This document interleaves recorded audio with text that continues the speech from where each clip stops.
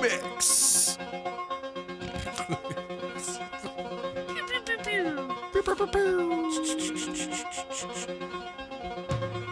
Can you feel it? Can you feel it? Can you feel it? Mashup. It's all your fault. Let's be clear. Everything is. None of you told I knew me. I forgot to do something yesterday. Had none of you told me the Lakers thing, I would have never known. In case you don't listen to every second. Sorry that you want to be an uninformed citizen, bro. I would like to, like much of the country, live in my ignorance. Welcome to Woke O'Clock on Socktown Sports 1140.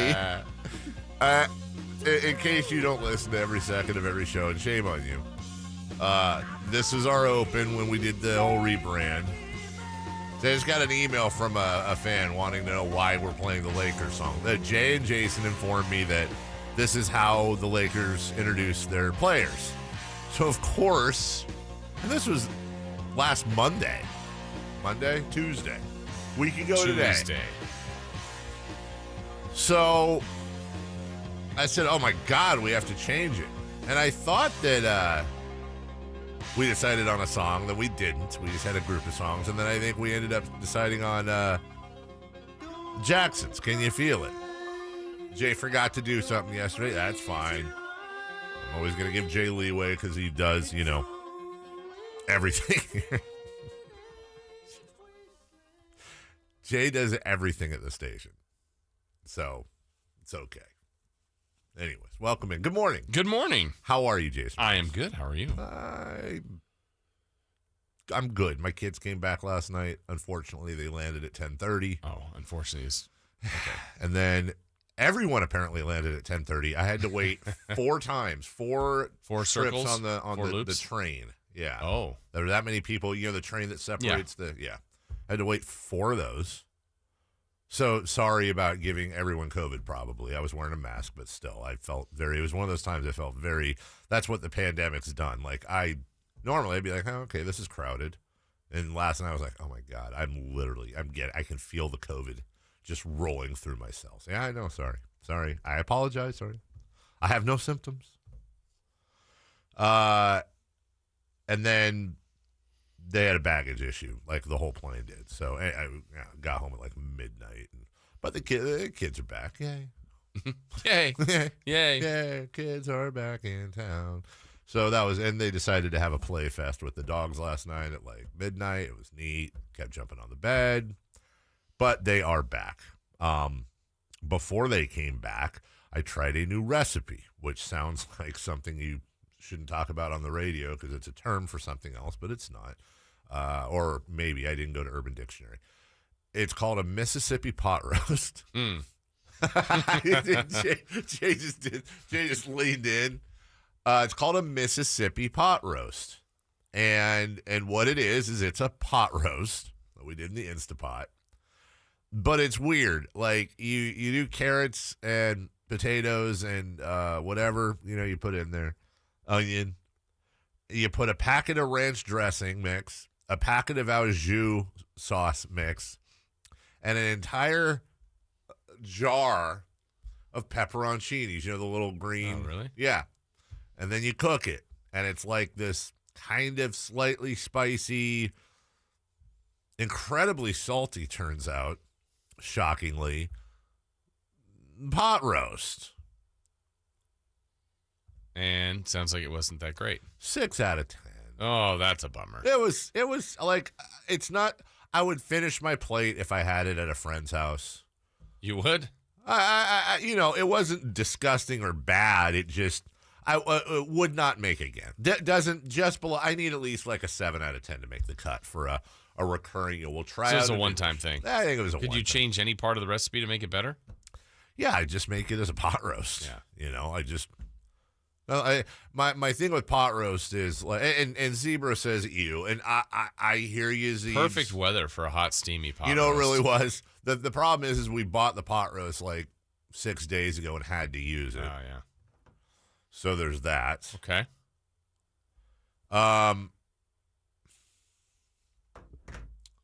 We pot roasted. And then my wife finished the second half of Rain Man. Oh, okay. We finally saw Rain Man. parts. Yes. Well, she started to fall asleep last night, the night before last. So we've knocked that off her list. She really liked when Dustin Hoffman's character like leaned his head on Tom Cruise's head. She thought that was super cute.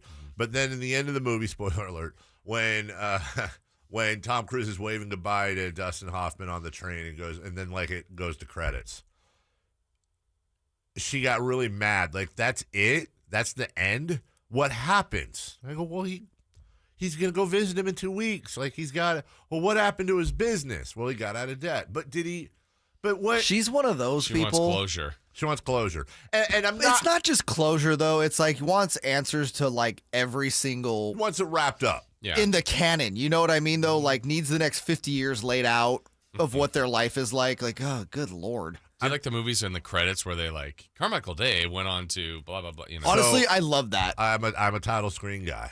So somebody agrees. They sent another email.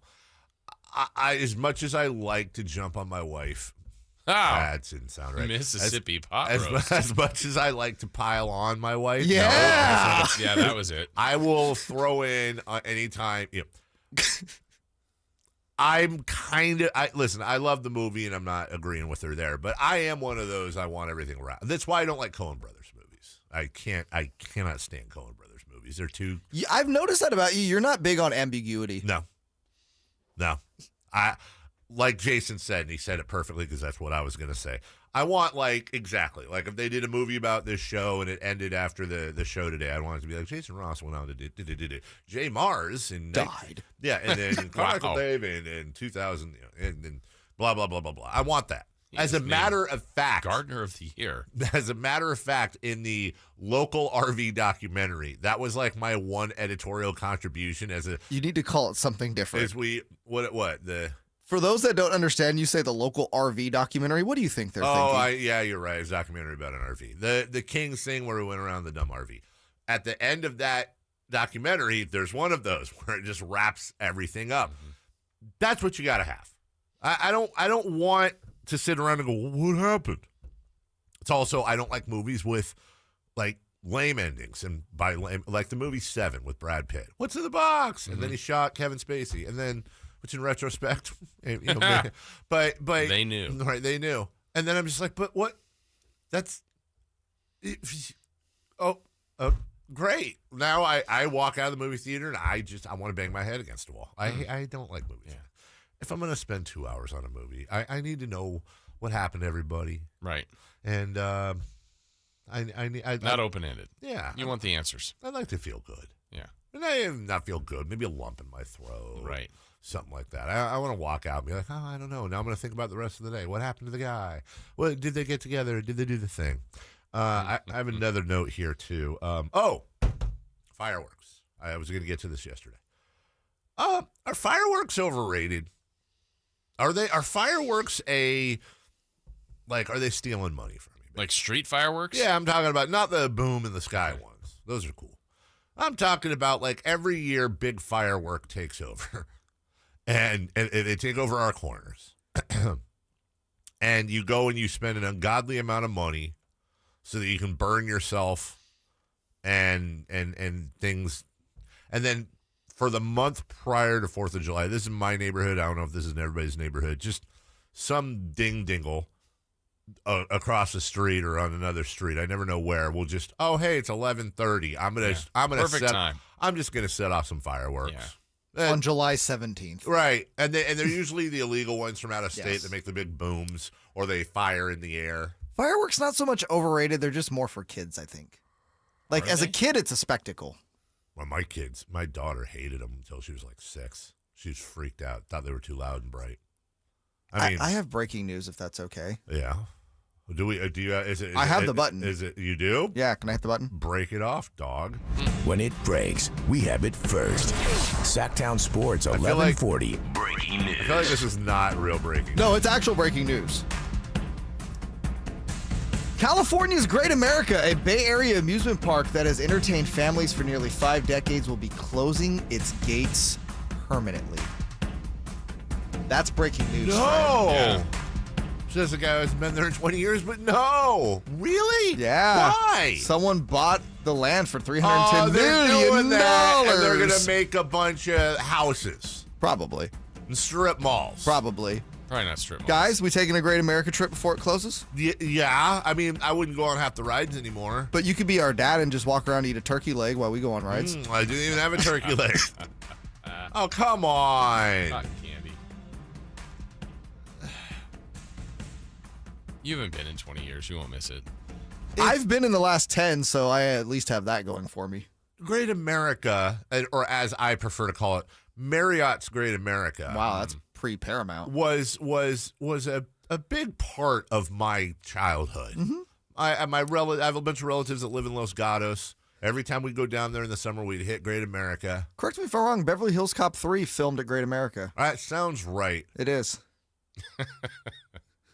This might end up being the whole show now. Sorry. As a matter of fact, can I make a? We only have a minute 15. You want to make Great America? We gotta go to break. All right, we got to go to break. Fine. All right, I want this. This should be number 3 on leading off. We'll take a break. Roller coaster sounds. Kyrie in, John Wall out, Serena's back at Wimbledon, and Northern California loses an icon. We'll get to leading off next. It's Saturday.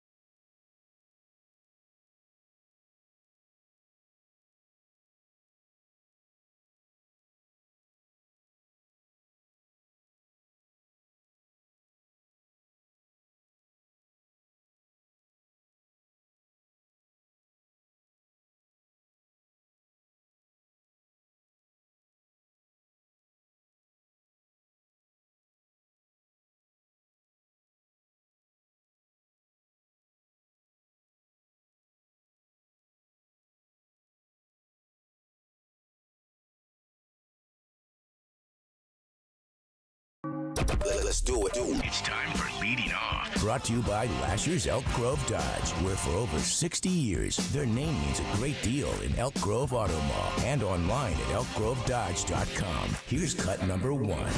Kyrie, I wouldn't be doing my job if I didn't ask this question. So, you know, go ahead. Do you want to be a Brooklyn Nets still? Pass it to my left. That's the question, Kyrie. Yeah.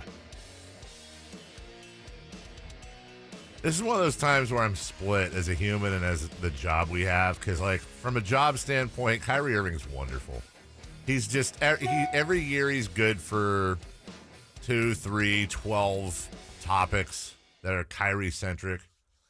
As a me, and again, like, you know me, I'm all for everyone speaking their mind, and I'm never a stick-to-basketball guy, and I don't want Kyrie to do that either. I'm not talking about that. I'm just talking about the substance of, like, God, dude, can you just choose the team you want to go to, sign the contract you want to sign, and play the basketball? Just still, I don't care. He can burn sage every day, and Kyrie Irving can wear a wig or different colored shoes. Kyrie can get a tattoo of Bugs Bunny on his ear. Awesome. He can opine about how aliens aren't real and the Earth is a triangle. Whatever, dude. I don't care. He's leading us into tomorrow by daring to be different. Daring to be different. Kyrie Irving is the guy that wore the T-shirt of the band in high school, and then as soon as the band became popular, he called them sellouts and switched to another T-shirt. Right. Like, he just wants people to know how unique and unique he is. Oh, he's that.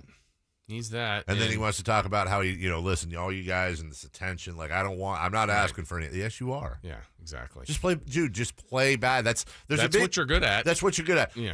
And let's, again, be clear. There's a big difference between, dude, just do your job and play basketball and shut up and dribble. Oh, yeah. No, not talking about that. Now shut up and dribble. Right. Be as expressive as you want. Right. Just go to a team and don't be dramatic Yeah. within like 12 months every Honor time. the commitment. Honor the commitment. Golly. End of Cleveland, Boston, Brooklyn. Bro, you're in New York. You're playing with Kevin Durant and Ben Simmons. Maybe. Just you were blessed by just amazing talent and hard work. Give him credit to do something that all of us would like to do, and almost all of us cannot at a professional level. Just play and stop with it. But He can't resist. Nope, he cannot. Now, the headline is he opts in. Okay. Sure. Well, he opted in. Okay. Maybe his thing would be like, dude, I opted into my contract. I'm not going anywhere. This is like what? Yeah, see you in the fall, as he said. But he drops these Yeah. just- Seeking other teams. Right, Apparently right. nobody else was interested. Yeah, agree. And then here's the heroic, I want to opt in. I'm committed. Hey, Aaron on the YouTube chat, and he's going to be funny because that's his name. Kyrie is the guy who backs into parking spots, and I love this reference so much. I backed into a parking spot. Dude, I did too. backing, but it's so weird. My brother does this with his truck. Every parking, Tom Maley backs into parking. Why do people back into parking spots? What is the advantage? When we enter the gate Yeah. here, it's actually easier to back in than it is to pull forward. The way the parking lot is Why? structured and the way the gate opens. How? I'll show you. I know where you park. You enter the gate, and you turn left, and you park. And then when you get out, you back out, and you turn right, and you leave. Okay, so I'm saving a back out by backing in. So it's a preemptive back out. I Kind just of, don't. yeah. I don't. And then everyone's waiting, like especially in like a parking Why pull lot. out when you can pull forward? There's a joke there. I'm going to avoid it. Let's go to cut get two. Yeah, well. Cut number The 2. super pot roast. Tennis's biggest stars.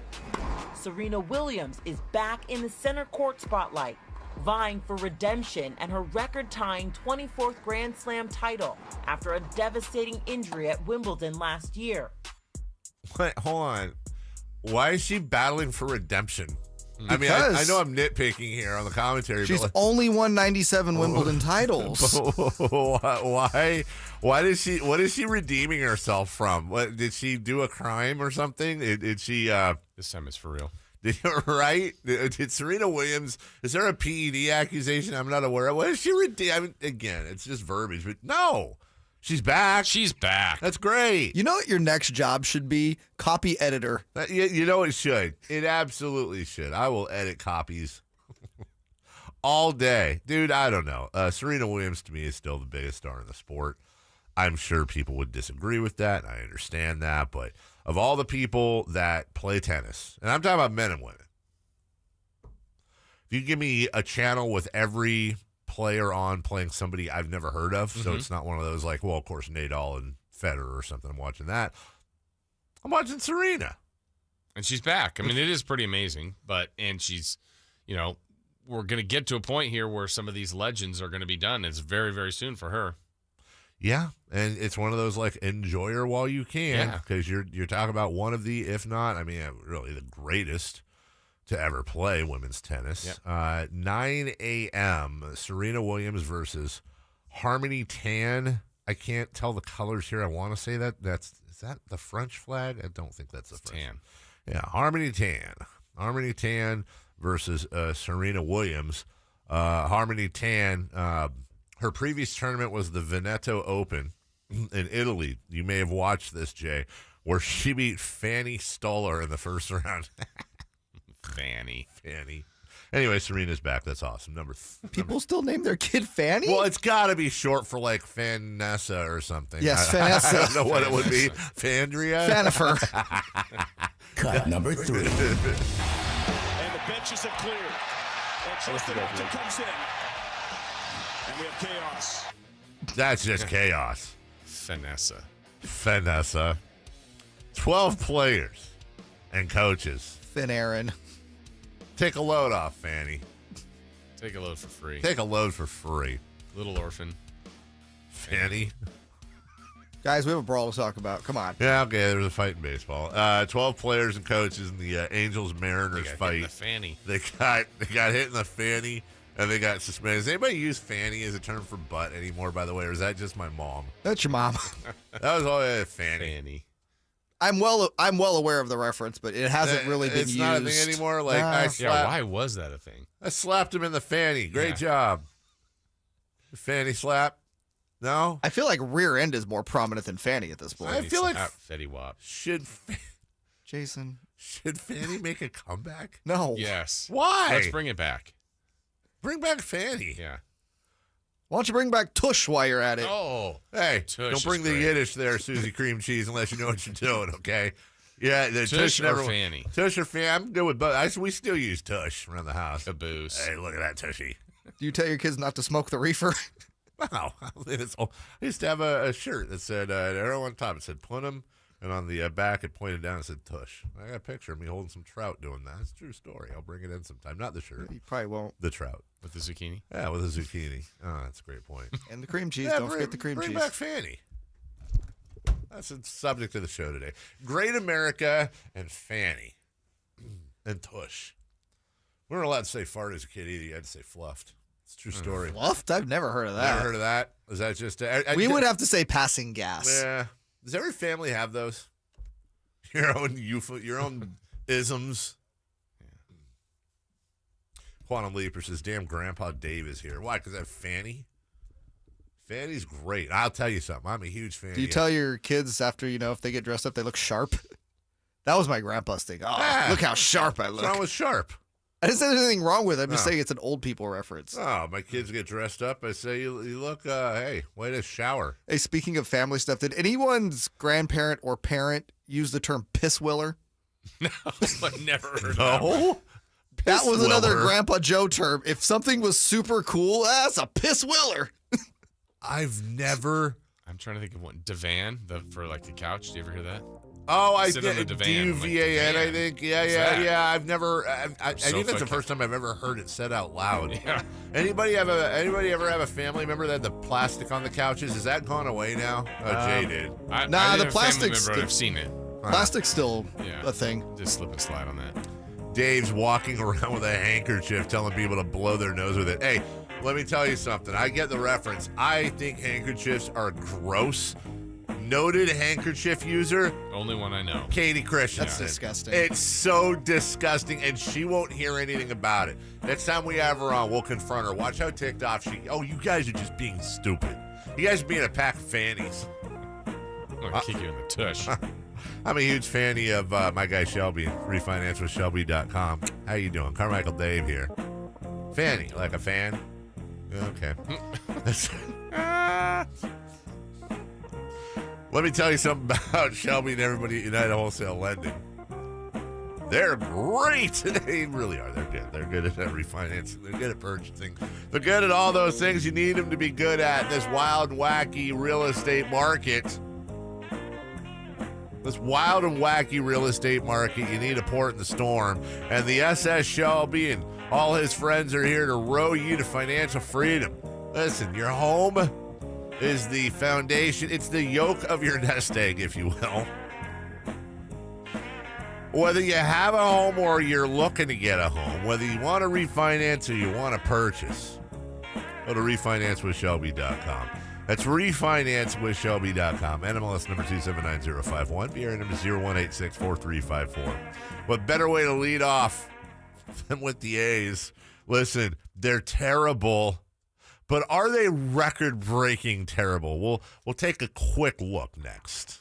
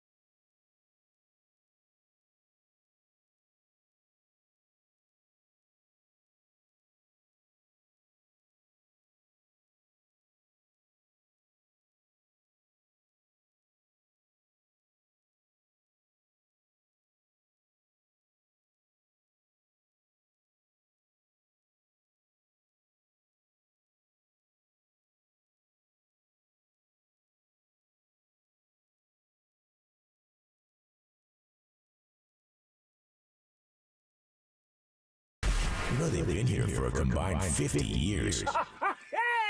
The Carmichael Dave Show with Jason Ross On Sacktown Sports 1140.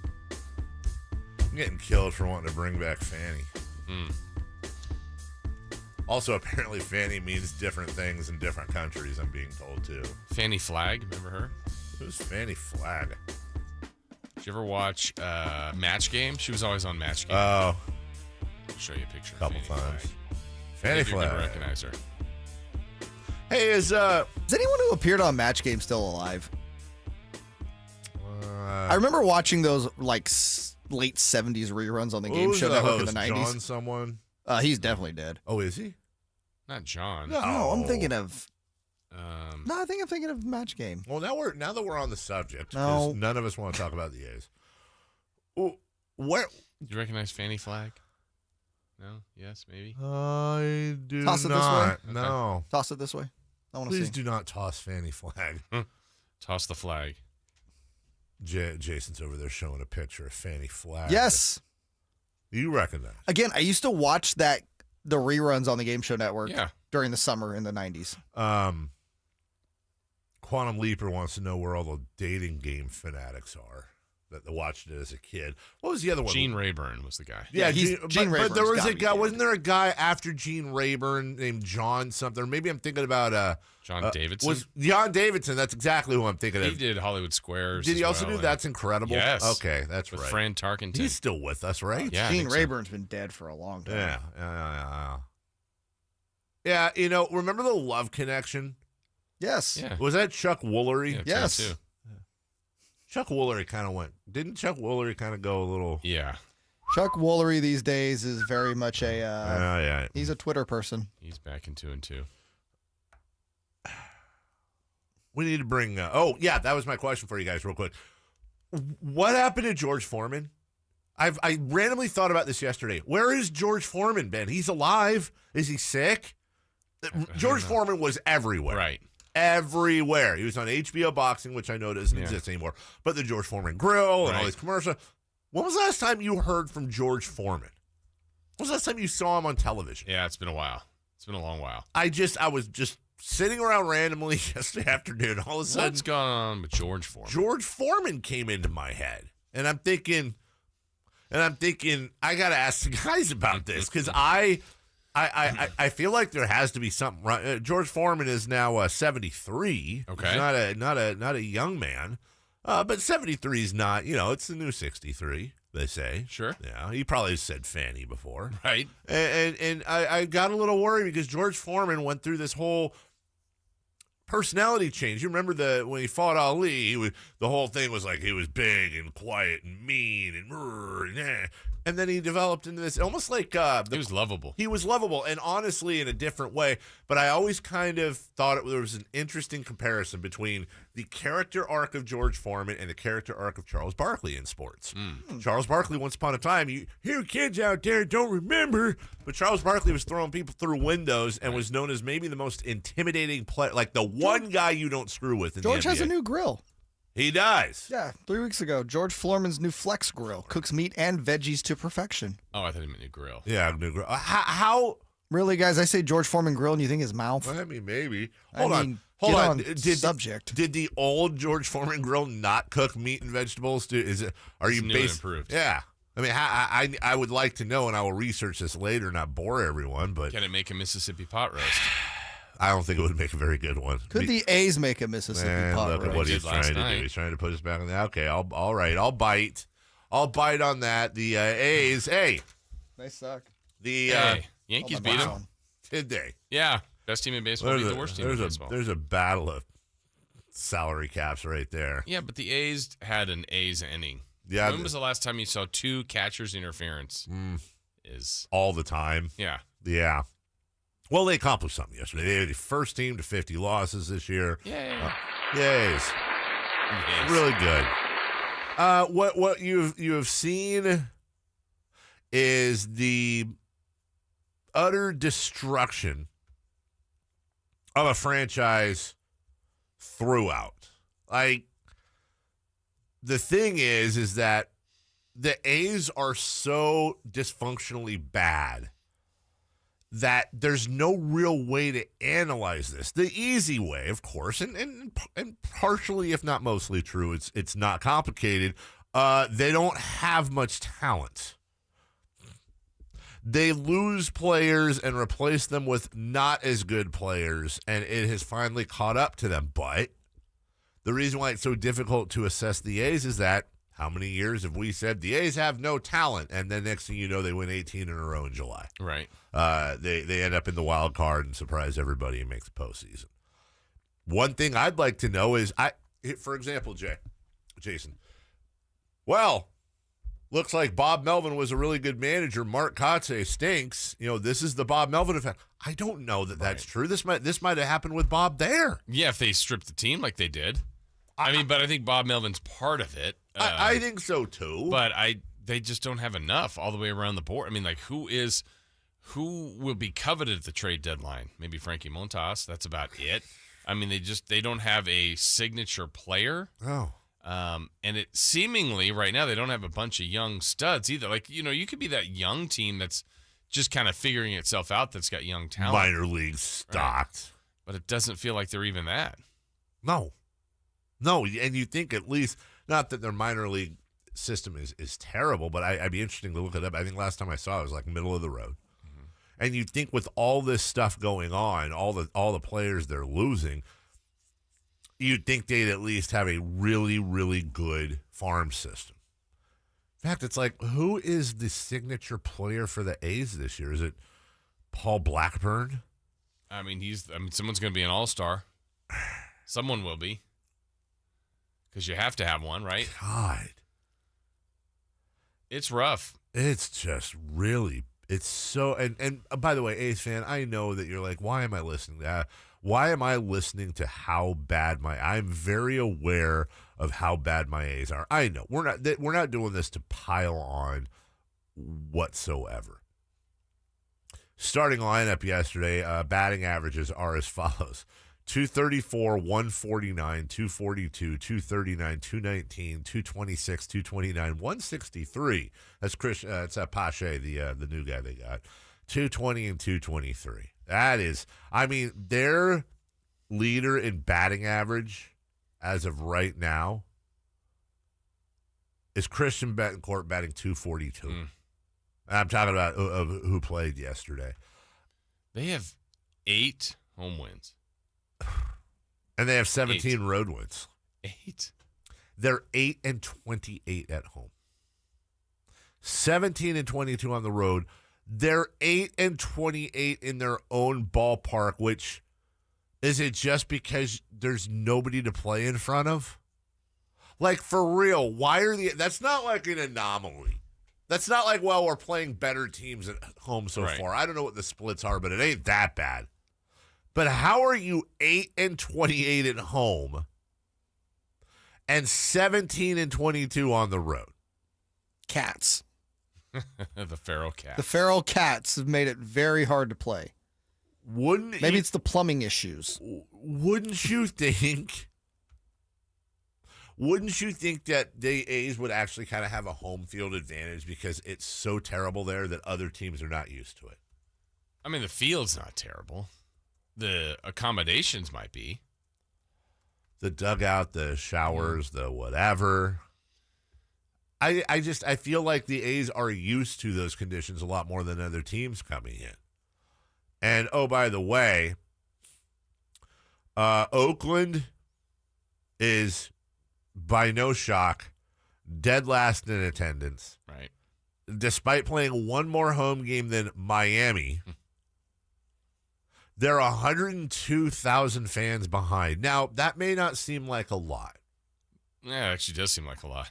But yeah, especially at this point in the season. When you consider the fact that there are 102,000 fans behind Miami, and Miami has 402,000 fans total this year. The A's have 300,000. They're a third of their own total behind the next worst team.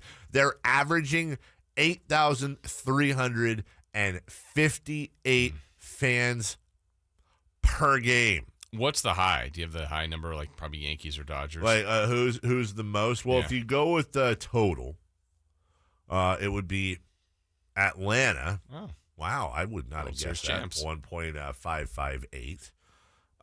You wouldn't have guessed that with Atlanta? No. The Braves could win 5 straight World Series. Their attendance would still suck. No, they're number one. Oh, number one. I'm sorry, That's why I'm saying. Okay, yeah, no, that's exactly. insane. They're leading the league. When you go by average, it's always going to be the Dodgers. 48,000.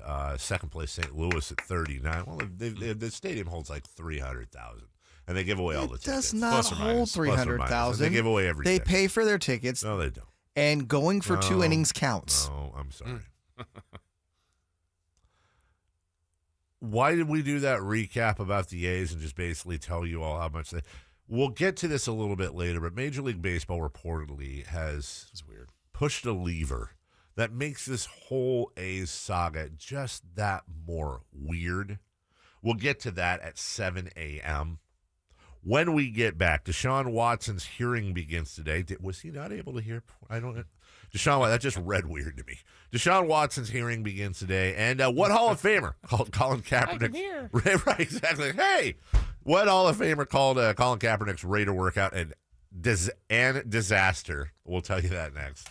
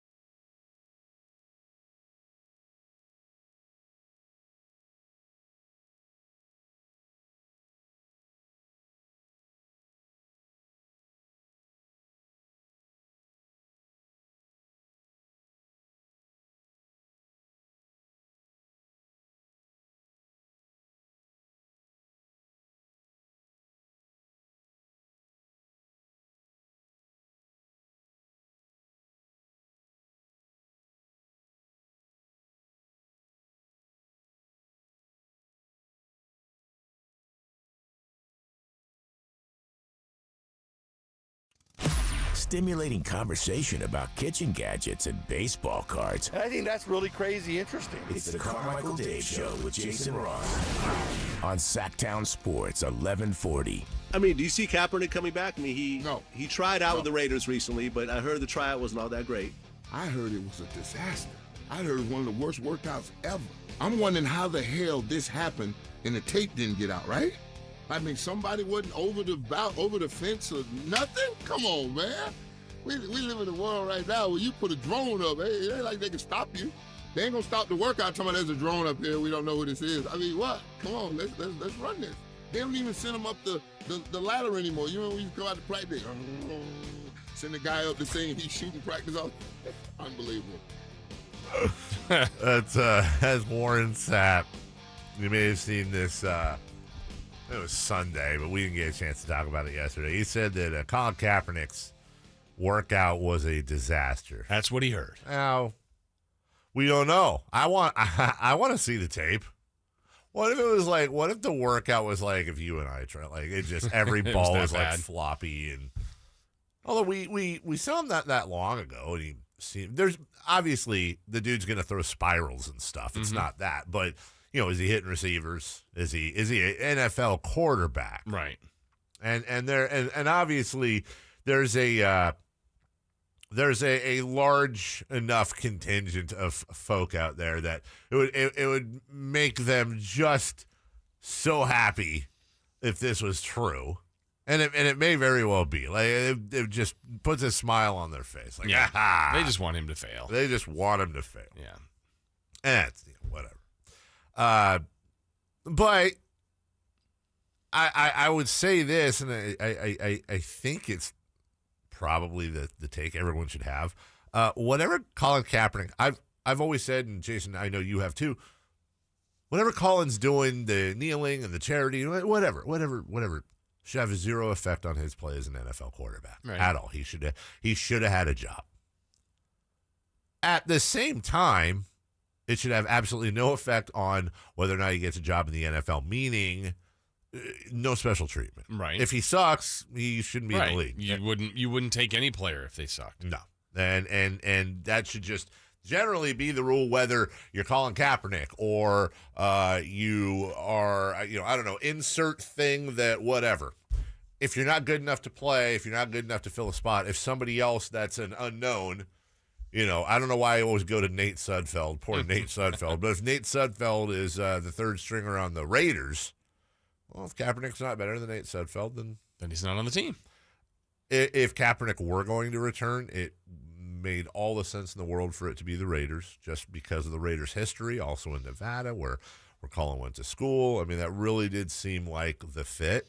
Yeah, we're just getting so far removed, though, from when he played last. I'm not saying he can't put it all together, can't be, get a rhythm and timing and get his mind right, understand a playbook, just get all the stuff that you need to do to be a leader and a quarterback. I think he obviously had shown he had those abilities before, but he's been out a long time now. 34 years old is Colin Kaepernick. Wow.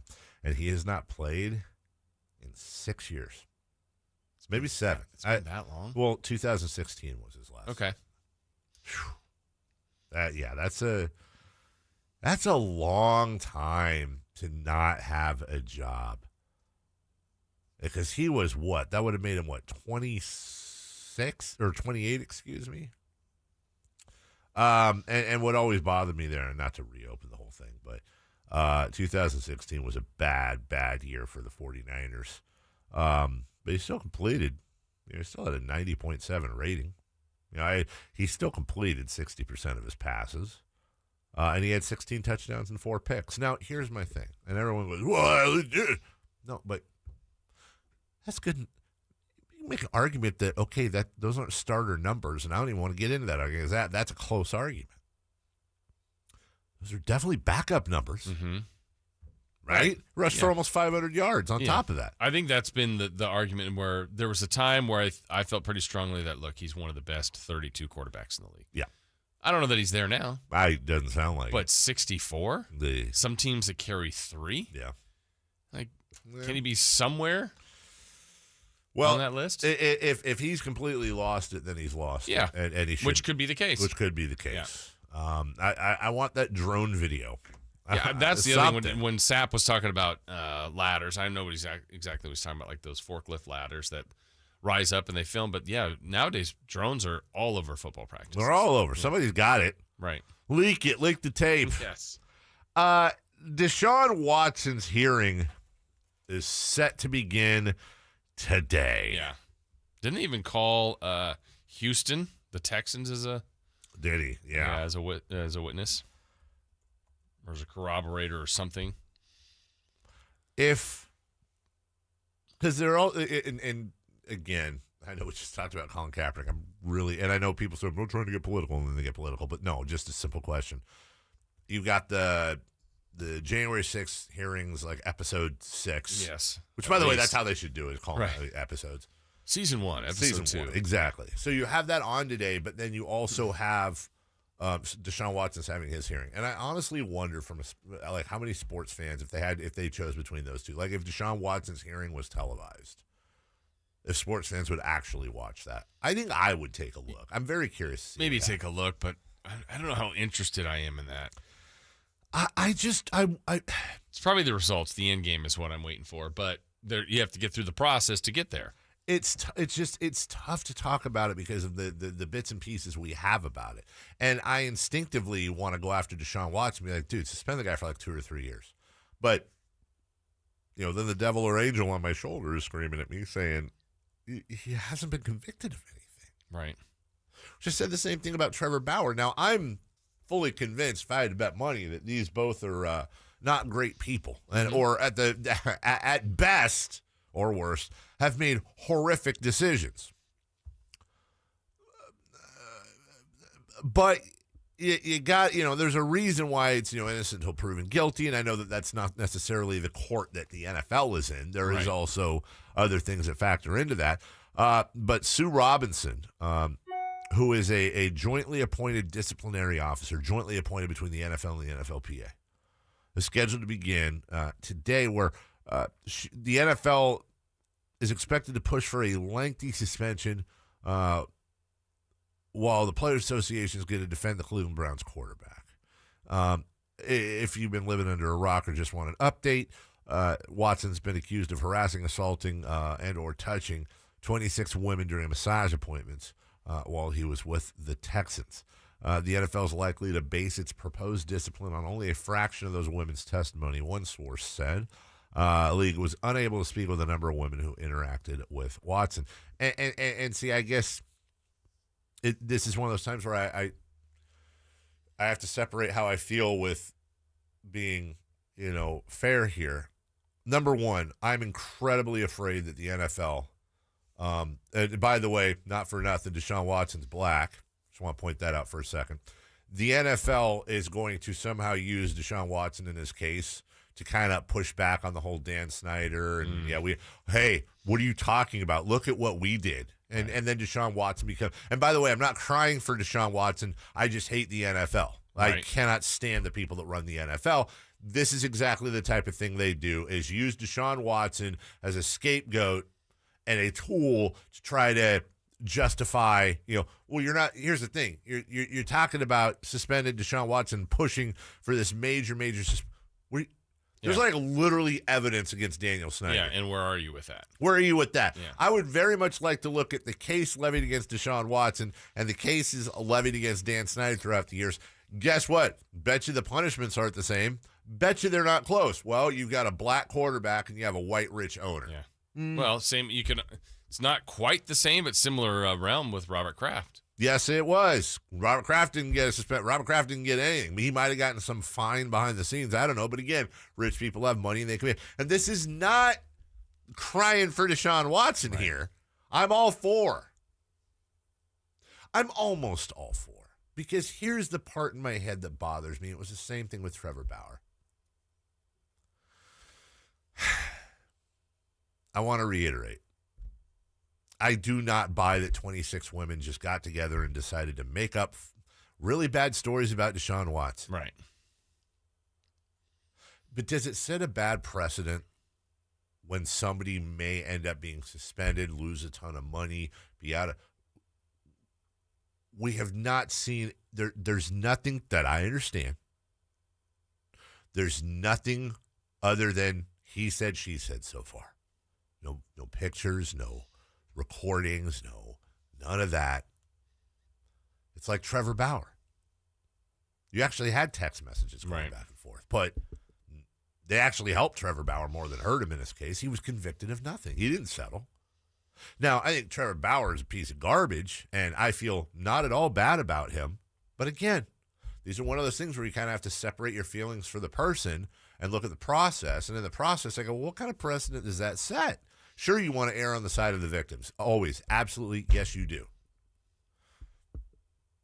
But there was no conviction. And you can suspend a guy for 2 years, cost him a bunch of money. Right. And I know, there's 4 cases that weren't settled. So yes. Are you just working off of those? Are the settled? Again, it's assumed that, I don't know. I feel like court of public opinion, when you settle, it feels like it absolutely admitting does. Guilt, whether or not there's admission of guilt. Yeah. But that doesn't mean you also have to suspend based on that. When you get to settlements, it becomes, by the way, I'm in the camp of if you settle, you did something wrong. Mm-hmm.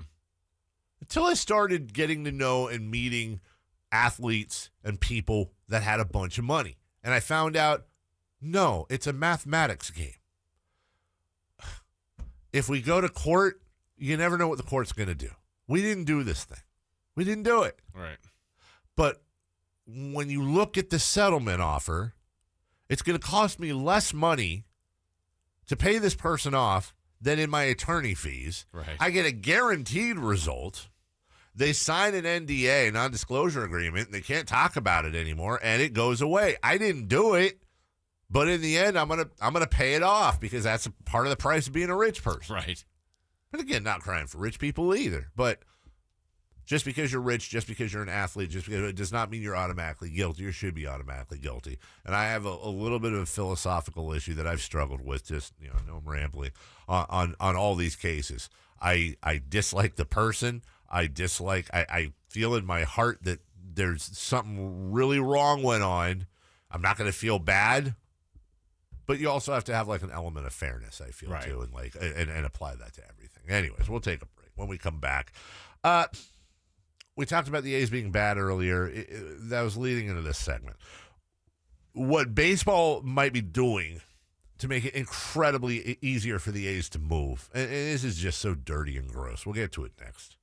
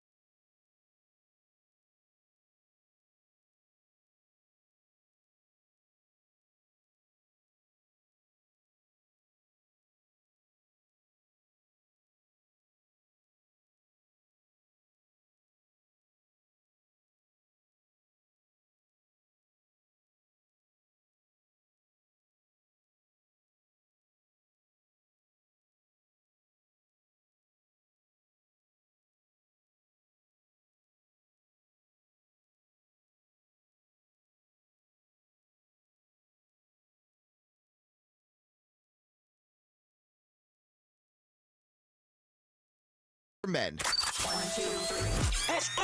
KHTK AM and HD1 Sacramento. KYMX HD2 Sacramento. The flagship station of your Sacramento Kings. Sacktown Sports 1140. It's the Carmichael Dave Show. He's on the microphone when he's not on the microphone. He's playing a song, and when he's not playing a song, he's on the microphone, and then boom! With Jason Ross. Jay, hey, my headset's Text or call the show at 916-339-1140. It's the Carmichael Dave Show with Jason Ross on Sacktown Sports 1140. So it has become clear to me, and this isn't a perfect thing, but it has become clear to me what Oakland needs to do when it comes to the Athletics. Okay, what you got? The story, according to the New York Post, is that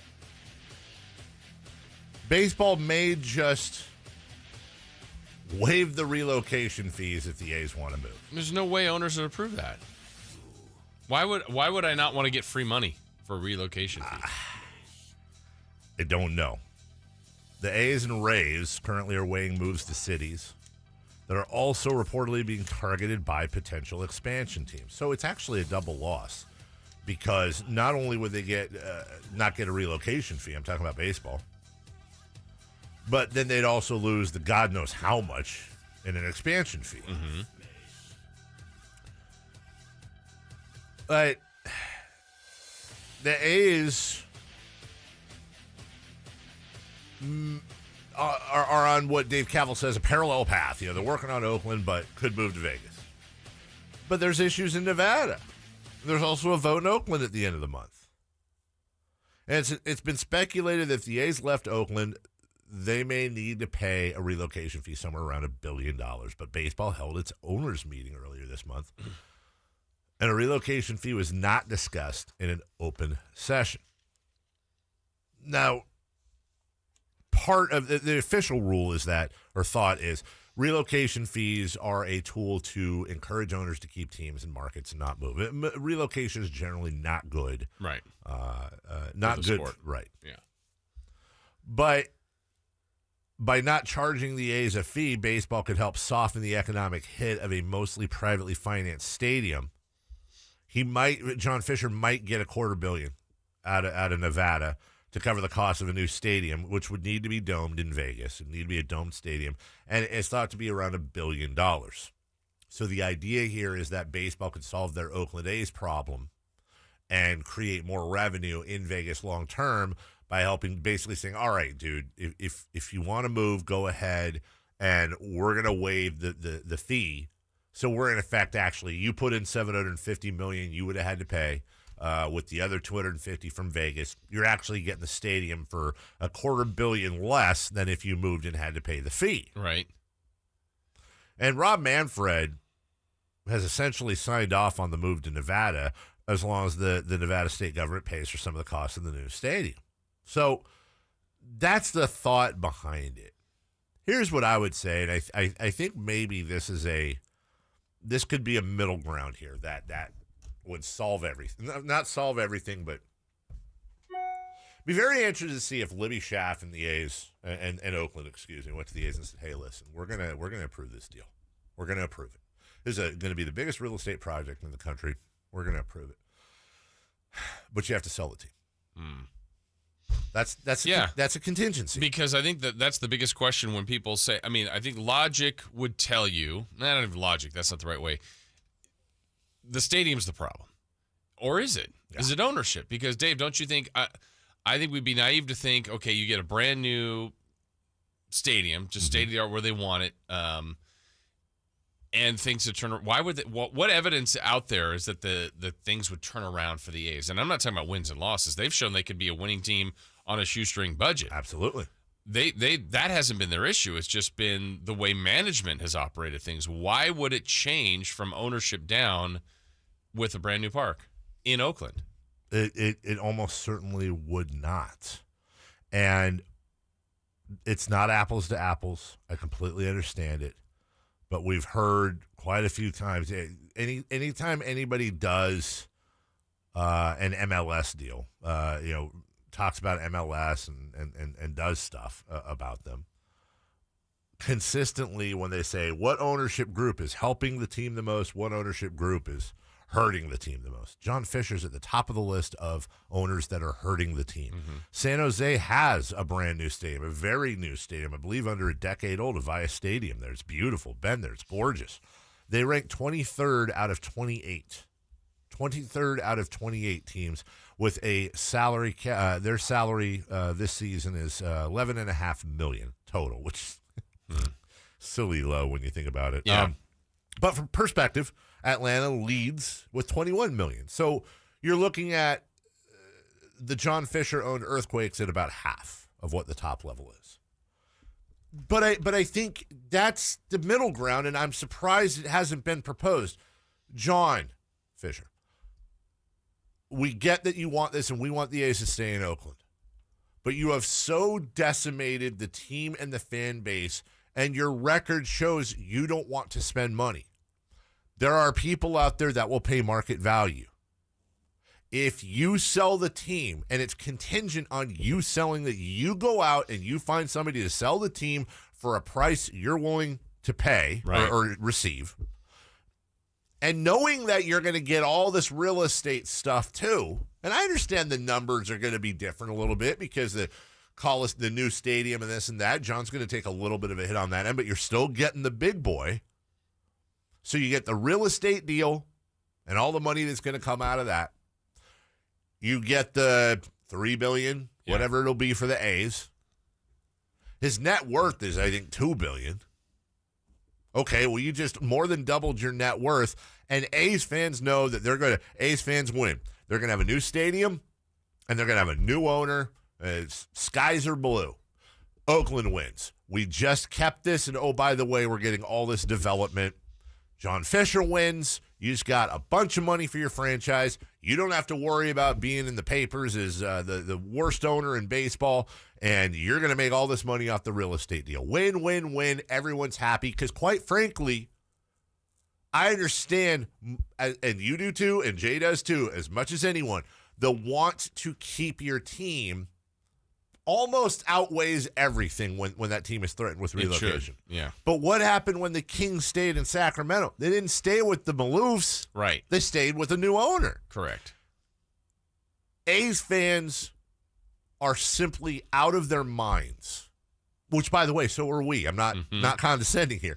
Are out of their minds if they think that this deal is going to turn Oakland into some competitive salary spending team. Yeah. Again, I think they could win games. I think they've shown that. That's not what we're talking about. It's talking about, I just blanked on his name for the Mets. Cohen comes in for the Mets. Now, they're the number one spender.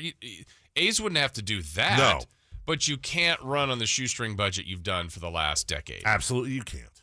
And you can't build that farm system, get these great young studs, and then move them on to the Yankees, into the Mets, and the Phillies, and the Reds. Like, that's just that's the never-ending process they're in. And if John Fisher balks at that, the only other thing I can think of, and again, I know I'm being part silly, but I'm really not being silly here, or put it in the contract. Okay, John, here's the thing. For the next 20 years, or whatever the arbitrary number is, 15 years, as part of this whole deal to ensure we don't want to give you this deal for a crappy A's team in a new ballpark. Right. That's shoestringing and the fans are ticked and you've got now 8,000 people instead of 7,000 people. In that contract, the Oakland A's have to be top 15. Top 15 in salary every year. And if you fall below that, it triggers a clause you got to sell the team. Yeah, that's why I always thought, when they're when baseball, especially in this new deal about revenue sharing, they should force the teams that are under that, like, to spend the money they get back from the league. Yeah.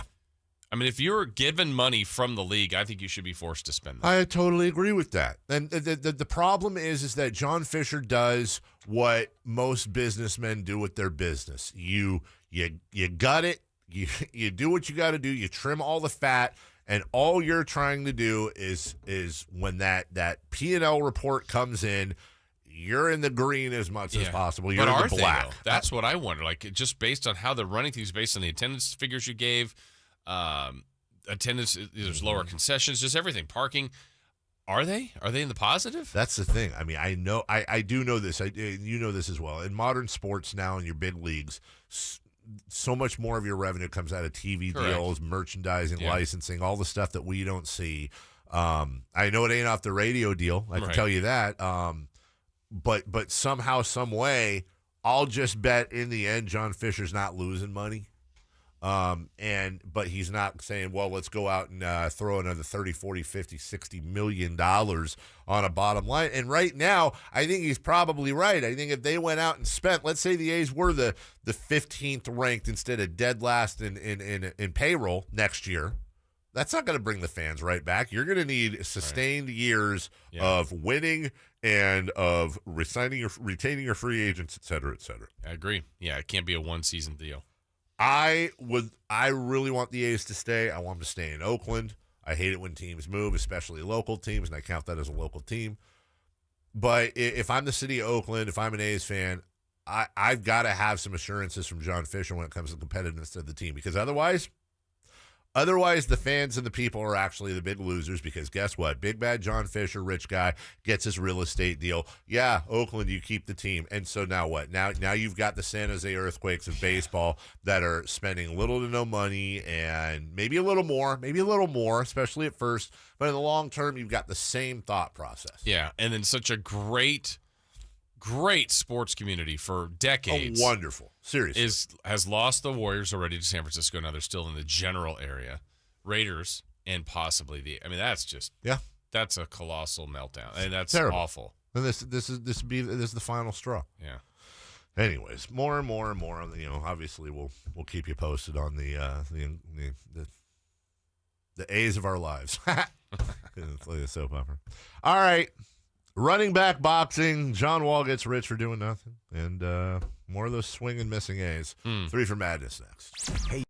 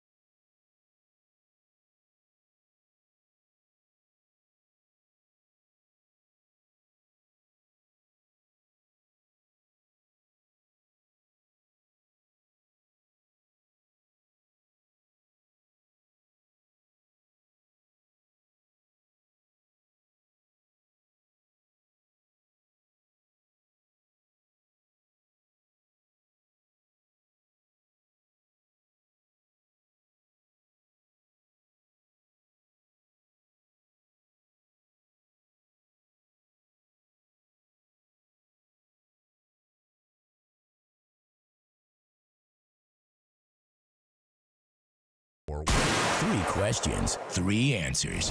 It's 3 for Madness on the Carmichael Dave Show with Jason Ross. Question 1. All right, we still have Kyrie Irving opting in. John Wall, baby. I know we don't care about John Wall opting out. Very little much. do. But there's a philosophy behind that too. We need to talk about buyouts. Yeah. Coming up in the 8 o'clock, we're going to talk about Monty McNair and what he needs to do to keep his job and what's available for the Sacramento Kings. In the meantime, I'm going to hijack question 3, by the way. Wow. Yeah, I know. Shift on the fly here. Jay Mars. More like fly on the shift. Okay, question 1.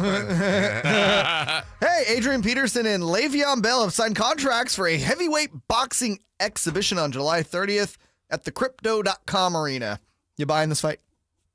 By the way, how long is it going to be the Crypto.com Arena before it's the insert name because we're bankrupt.com Arena? Just saying. It's Pretty soon. That could be the name. That could be the name. It's got power balance vibes, doesn't it? Yes, it does. Is crypto the power balance of the new millennium? Let's hope so. No. And this question is mainly aimed at you, Dave, because you're a degenerate when it comes to these things. I am. It depends on what the rest of the card is. It's a YouTube guy fighting someone else. No. Oh, you've seen the card? Yeah, I've seen the card. Here, let me pull it up. If it's stacked with stupid fights like that, and if it's like a, $9.95, $10.95, or excuse me, $19.95, I'm all for, especially in summertime. You got to have stuff to watch on a Saturday night with your buddies. Peterson and Bell will meet on the undercard of Social Gloves 2, an event promoted by YouTube star Austin McBroom. McBroom will take on fellow YouTuber Ainason Gibb in the main event. Ainason Gibb? Rapper Blueface. Blueface. Blueface will be fighting former NBA player Swaggy P, Nick Young. Really? What was his name? Blueface. No. Ainason Young? No, Gibb. Or Ainason The Gibb? Ainason Gibb. Okay. I thought it was Andy. We sound like boomers. No. Really? No. This is where you heard the card. It was like, no. This is where he draws the line. I don't care about Ainason Gibb. I don't care about whoever that YouTuber was. I mean, that would be fun. Is it? Are these fun? I agree with Jason. These suck. There is, the Jake Paul cards, which are just stupid from top to bottom. But you have Snoop Dogg, and they're a spectacle.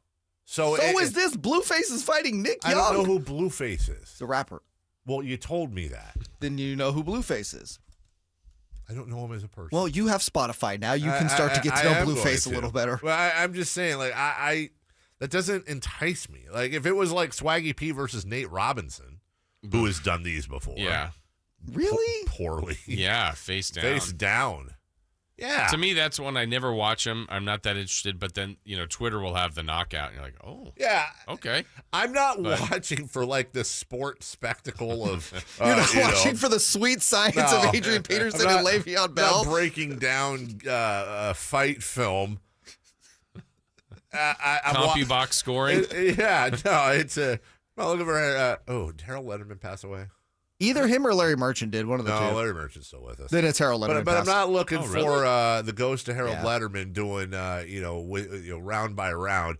It's a car crash is what you're watching. And again, listen, I'll tell you what. You know what? Better way to ask is what's your price point? All right, here's my price point. Free. $4.99. I spent $5 on it. Saturday night, nothing else is on. Mine's free $99. Same. And it just happens to be on a channel that I go by. Hold on. On cruise. You're flipping through channels. Jason's a channel flipper, bro. You see Le'Veon Bell. And Yes. Oh, you're stopping on it. If it's free, stopping. Would it be more fun, because a lot of times with amateurs, they have to wear headgear. Would it be more fun if these guys were wearing football helmets when they fought? More fun? No. Just saying. That's their headgear. What would Adrian I got Peterson it. be wearing? What team? Did he last play for the Seahawks or the Titans? Seahawks, right? Don't do it. Okay, let's. Filter. Yeah, let's just. I'm not touching this. Number 2. Question 2. The Rockets are paying John Wall $40.9 million to go away. Do buyouts need to be addressed in the next NBA collective bargaining agreement? Before we start with that, I'm recently. I don't know if it's final or not, but recently have been crowned by King's Reddit the most annoying media personality. I don't know. What we if it's knew final, was but you yeah, and James were kind of in a two-man race. Yeah, between me and Jim or him. So, Two-person, sorry. Considering that, I just want to throw this out there, despite about what I'm about to say. I would happily take a buyout to never be heard from again. And honestly, I'll do it for 10% of what John. If somebody out there has $4 million and wants to just write me a check I'll close down my Twitter accounts, I'll quit the show, move on with life. You know what? I'll I'm here also do that. I'm here for the buyout. Jason, can you be bought out of KHTK? $4 million, you leave in sports radio forever? $4 mil. $4 mil? $4 mil. Do I get that previous fight for free? Yes. Yes. It's Deal. part of the deal. Yep, absolutely. They'll buy the fight for you. So, yeah. It's not that I'm against getting a buyout, but in this case, these buyouts are stupid. They're just dumb, and we're going to talk about this more at 7:44, but it's just I'm all for player rights, and they don't. they're forced to play in a city for like years that they may not want to play because they get drafted into it, which does not apply to real life. You know, if you finish top of your class at Harvard, you don't get drafted by McNeil Law Firm in Memphis where you have to go there forever. And yes, I'm partially using the plot of the firm. Like, you have freedom of choice there. I understand that. I'm usually on the side of the players. But in this case, it's like, dude, you already sat out the whole year last year, and that was on Houston in part too. Yes. But it's like you only have – that's what I'd say to John. Like, man, you only have one life. And in a small percentage of that life is your basketball playing prime. You're so rich. Is there an amount This of needs money? the Masters music under it. Yeah, it does. It's just – listen, I don't know – what happens after we're dropped off this godforsaken rock. I really don't, you know. Talk to John this morning, Dave. But I do know this. I know that I'm under the Hello, assumption friends. you only get one shot, one opportunity. And if I'm John Wall, and I'm not. You're Eminem. I'm one shot. You only have, 21 to 31, 32? Maybe a little longer if you're LeBron. It's like, bro. Don't get on the basketball court, man. Get on the court. Play the game you were born to play. And it's only a matter of time. You keep getting injured anyway. At least go out like that. Yeah, but look at what he's telling you now, Dave. Look, I bought out. I made that money. I'm going to the Clippers. Going to the Clippers. I have a chance at a title, baby. Good. Life for is him. good. But the Houston Rockets are paying you to go to the Clippers? Yeah.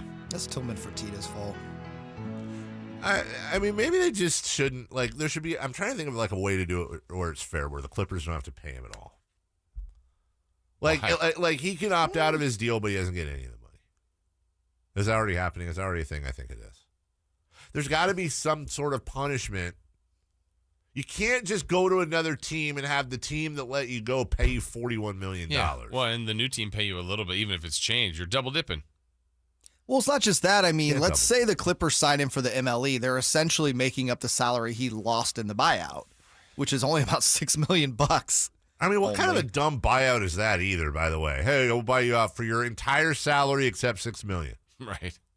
And then the other team makes it up. So John Wall's losing no money in this deal and got to go where he wanted. And oh, by the way, he got paid all of last year. Did he even play a game last year? No. They put him on the shelf. So Wall what was on the shelf. So what is that now? I don't know what it was last year, but what he get paid $80 million to? The Rockets essentially paid him, somewhere north of $80 million to just not play for them. I mean, that was a total tank move, and I get it. Also a very expensive tank move. Yeah. I mean, for real. It did get him the third pick. He made $47 million last year. To do nothing. The world is cruel. Number 3. Question 3. All right, you're hijacking this? Go for it. I am hijacking it. All right. We had terrible news to start the show. Great America is closing. What is your favorite ride and or memory of Marriott's Great America, which is what it should always be known as? My mom tricking me into going on the tidal wave and just 7-year-old Justin not being okay with it. Tidal wave's such an underrated roller coaster. Jay? Son? I've been there only once. And I'm not remembering the name of the ride, but was Tidal Wave the water ride? No. Wait, was it? No. What's the water? It's not. We'll just call it the log ride. Yeah, but it was. Oh no, is it the one in the circular one? Yeah. Yeah, I don't know the name of it, but that ride's awesome. Like you really legitimately get soaked. You can get soaked. Yeah, I like that. That was my ride. Just gross. The Great Rapid. I don't know. Rip Roaring Rapids? Maybe that. Rip Roaring Rapids. Yeah. That's what it's called. I like that. Water. Rides. Yes. Yes. I like that they had the Looney Tunes, like Bugs Bunny and stuff there. Because I was a Shriners kid in Oakland, and so they take the Great America Looney Tunes characters and bring them over to visit all the kids and stuff when we'd have our little anniversary. But ride-wise, Like the Demon is just a classic roller Can't coaster. go wrong with the Demon. Classic Demon. Tidal Wave. I mean, oh my God, this is a scary loop-de-loop roller coaster. And now we're going backwards. Yeah, that was it for me as a kid. Like, wait, what is happening? And don't count out the Edge. Remember the Edge? You go up, really. Well, they took the Edge out and replaced that with Drop Zone because the Edge was terrifying. The Edge was insane. And like anyone who's ever been on like Twilight Zone, Tower of Terror at Disneyland or any of that, the Edge is the godfather of that. And then I remember hearing like stories of like when they were testing the Edge, it like flew off. And just being terrified. I don't remember those stories. Oh, I got told those stories. Well, that's not great. Those weren't lies. Anyways. Was it ever a Six Flags? No. Yeah. Oh. Yeah. It was never Six Flags Great America, Really? I thought. The best part we then is gotta that go to break. that guy. Oh, the dancing guy. The old man? Yes. Yeah, I remember what you're talking about. All right, with Kyrie opting in, what it means for the league, and Kyrie just keeps getting weirder and weirder. We have the quote next.